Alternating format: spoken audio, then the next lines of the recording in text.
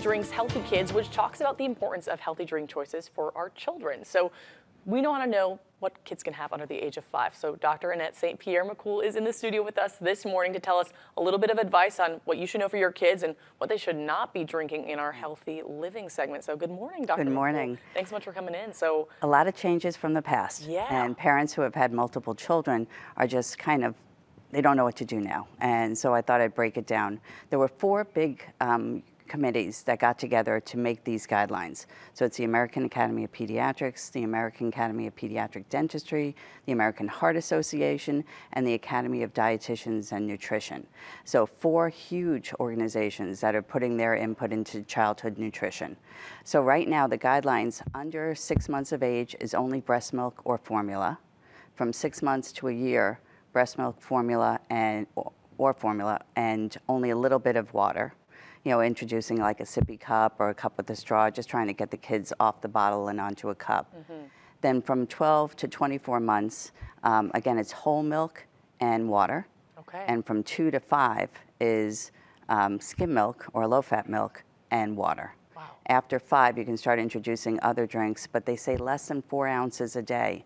And Of other drinks? Of other drinks, yes. Wow. If parents think about what they're giving their kids now for Gatorades or juices and things like that, it's a lot more than that. And so we want to get back to water, get them used to the water and not so much flavoring. Right, and so that's so interesting. So they have to start with, you know, obviously breast milk from the mother, and then it changes to cow milk. Right. Right, so we also talked a little bit about plant-based milk. Yes. So we can have that as adults, but what were you telling me a little bit about? Yeah, the plant-based milk has become all the rage. You know, a lot of parents have gone over to that thinking it's better for them.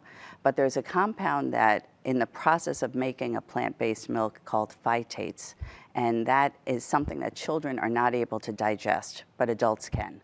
So the whole reason we drink milk is we want to get that calcium, we want to get that protein, the vitamin D, but children can't absorb that. So by drinking a plant-based milk, they're not getting the nutrition they would have gotten from cow's milk.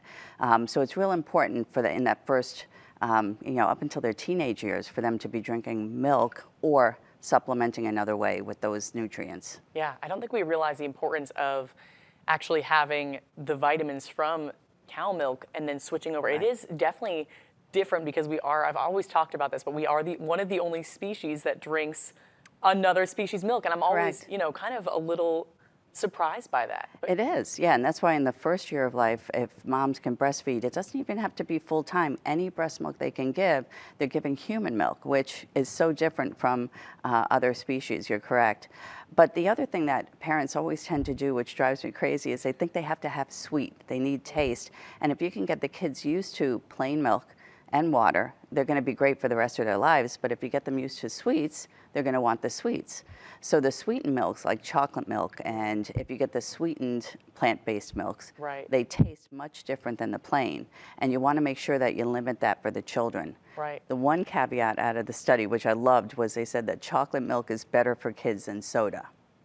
Wow. So all right. if you have to give your child something negative, don't let it be soda. Do the chocolate milk over that, and at least they're getting some calcium, protein, and the vitamin D. Right, so if you have to trick them, the best way would be chocolate milk, not soda. And you were telling me juice even sometimes can be a little tricky too. Correct. They don't recommend juice till after age 5, which is much different than the past. People used to start to give it at 6 months of age. But the juice has lots of elements in it, arsenic and cobalt and different bad elements that we don't want your child to have. So we've really backed off on all the sweetened juices and sweetened milks for the kids. Right, so just making sure that we're following these new guidelines, especially because this came from 4 big organizations. They all seem to agree on this information. And childhood obesity is an epidemic. So all the sweetened products we know lead to type 2 diabetes, obesity, heart disease, fatty liver, which is more and more a diagnosis I make on a regular basis. And you just really want to get the kids used to what's good nutrition. And food is nutrition. It doesn't have to be very sweet. And that's a big thing to be getting our kids used to, is the sweetness. All right. Dr. Mackoul, thank you so much for joining us this morning on our Healthy Living segment. We will be right back. Tell me why.